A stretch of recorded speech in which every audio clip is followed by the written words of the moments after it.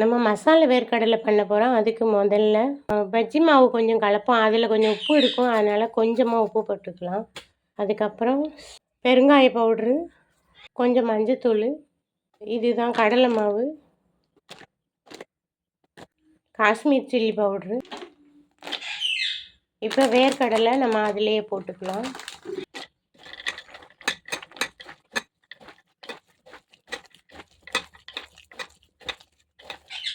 நல்லா பிசைஞ்சிட்டு ஒரு 1/2 hour நம்ம அப்படியே ஊற வச்சுட்டு அதுக்கப்புறமா போட்டு எடுக்கலாம். எண்ணெய் ஊற்றிட்டு நல்லா காயட்டும்.